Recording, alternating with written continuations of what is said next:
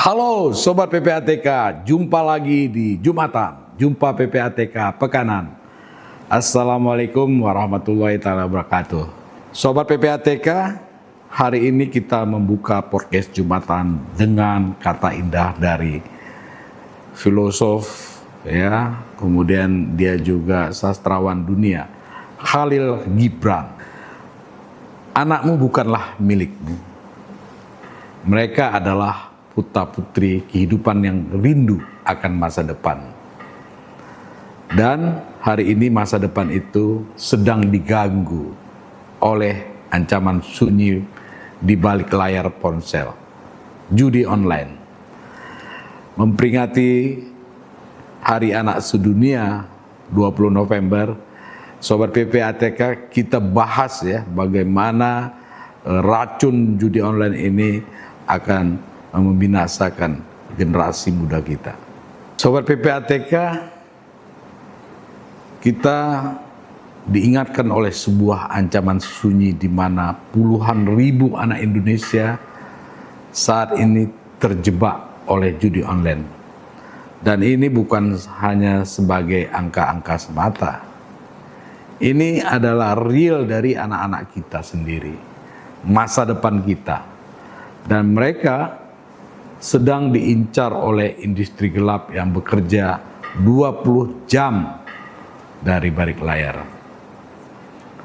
Kalau kita lihat skala ancamannya itu ya sangat-sangat masif ya. Puluhan ribu ya, anak di bawah 10 tahun sudah terlibat judi online.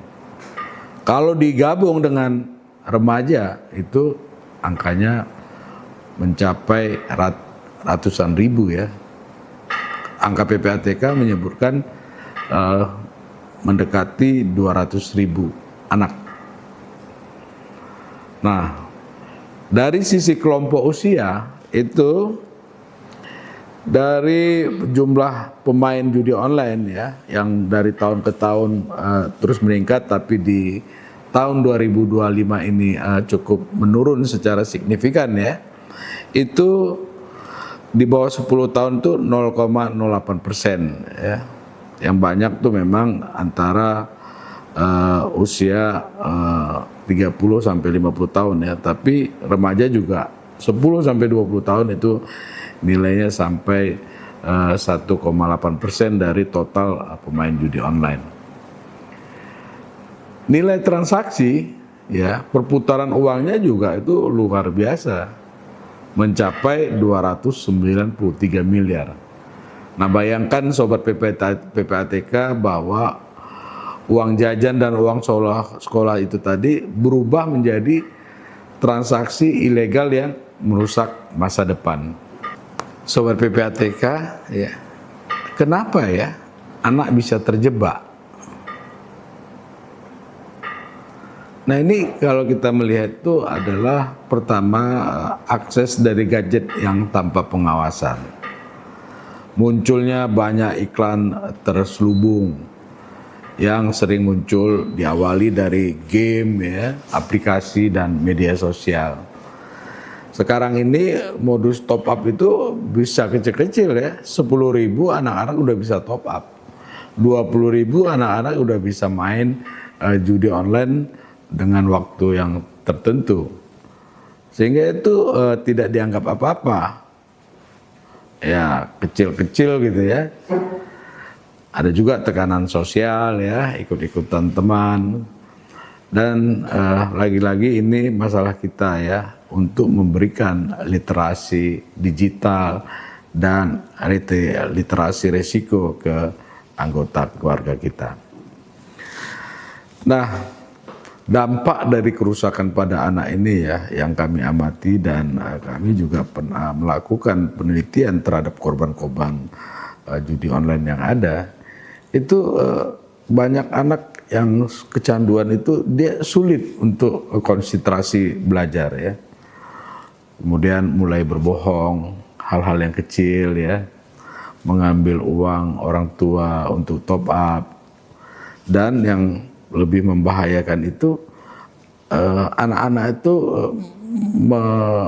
mengidap ya gangguan emosi, dia mudah marah, ya, gelisah, dan bisa juga berpotensi untuk kejahatan lain. Dia bisa pinjol, pencurian kecil, hingga jadi kurir untuk membuat rekening. Karena gampangnya membuat rekening lewat aplikasi ataupun lewat handphone saja kita sudah bisa buka rekening. Yang semua itu diawali iseng, ya, tapi berakhir merusak dari masa depan. Lalu negara ngapain gitu? Ya, banyak hal ya yang sudah dilakukan oleh negara. PPATK contohnya ya, menjalankan tugas, fungsi, dan peran yang diamanatkan oleh undang-undang secara optimal. Ratusan hasil analisis ya yang sudah kita sampaikan kepada penyidik ya. Kita juga melakukan banyak kerjasama dengan PPATK, Financial Intelligence Unit, negara-negara lain untuk mengejar uang hasil kejahatan tadi itu kemanapun dia pergi. Ya, kemudian juga teman-teman Komdiji sudah banyak ya men-take down dari situs-situs judi online. Teman-teman OJK, Bank Indonesia, Polri, itu banyak sekali pelaku para bandar yang sudah ditangkap dan asetnya disita oleh negara. Nah, negara hadir di sini, tapi perlindungan paling kuat itu tetap dimulai dari rumah. Orang tua adalah benteng pertama. Negara memperkuat benteng berikutnya. Sehingga peran kita sebagai orang tua, sebagai kepala keluarga atau ibu-ibu ya, sebagai yang banyak di rumah membina anaknya itu sangat signifikan untuk kita bisa menekan judi online ini dan juga menjaga anak-anak kita dari bahaya yang ada. Nah, bagaimana ya untuk anak kita tidak terlibat judi online? Kalau menurut saya ini ya tentu kita harus bangun komunikasi hangat yang di rumah. Di dalam rumah kita bangun komunikasi itu sedemikian rupa, sedekat mungkin ya. Sehingga hubungan antara anak dan orang tua itu cukup hangat sehingga apa yang disampaikan itu bisa masuk dan bisa dilaksanakan oleh anak kita ya. Anak yang dekat dengan orang tua ya itu lebih kecil ya peluangnya menjadi korban. Hal-hal yang sederhana kita bertanya misalnya, hari ini main game apa? Ya, tapi bukan main apalagi kamu. Nah, ini sesuatu yang kecil tapi sungguh bisa menyentuh. Dengan kita diskusi, dialog, dia terbuka ya. Kalau dia buat kesalahan, kita bisa masuk dan pelan-pelan untuk meluruskan kesalahannya sehingga tidak dilakukan lagi. Nah, ini kita juga sebagai orang tua harus jangan gaptek amat juga gitu ya. Kalau di aplikasi HP anak itu ada ya kontrol untuk gawai anak ya. Itu kita bisa aktifkan dia parental kontrolnya, batasi ya aplikasi dan jam penggunaan. Lalu kemudian awasi pola transaksi digital yang dia lakukan. Cek mutasi e-walletnya, apakah dia pakai OVO, ya, GoPay, Dana dan yang lainnya. Nah, itu bisa kita cek itu rekening yang dipakai anak tadi untuk apa dia lakukan. Kalau top up-nya kecil berulang, nah ini adalah tanda-tanda bahaya yang harus kita cermati ya. Lakukan juga edukasi tentang bahaya judi online itu ya sejak kecil ya, sejak dini. Jelaskan kepada anak kita bahwa judi online bukan permainan, tetapi jebakan yang dibuat bandar untuk mengambil uang orang lain. Karena biasanya para bandar ini mengerti benar ya psikologi anak.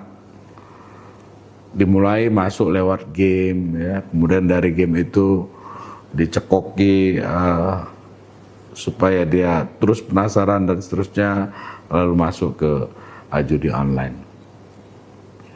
Kemudian apa yang lagi yang harus kita lakukan, Sobat PPATK? Yaitu kita kenali tanda-tanda anak itu mulai terlibat.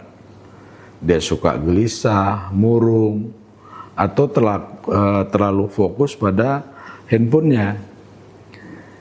Ada transaksi e-wallet yang mencurigakan, kemudian dia suka meminjam uang tanpa alasan jelas. Nah, jika melihat tanda-tanda ini, jangan marah dulu kita, rangkul dulu, lakukan pendekatan. Sehingga anak mau bercerita, sehingga anak mau berbagi ya terhadap apa yang dia alami. Nah, kemudian kita ingin membesarkan generasi yang sehat, Sobat PPATK. Generasi yang cerdas dan berkarakter. Bukan generasi yang dikendalikan oleh algoritma bandar judi. Pada Hari Anak Sedunia ini, mari kita pastikan satu hal. Tidak ada lagi anak Indonesia yang menjadi korban judi online. Masa depan mereka terlalu berharga untuk kita biarkan hilang.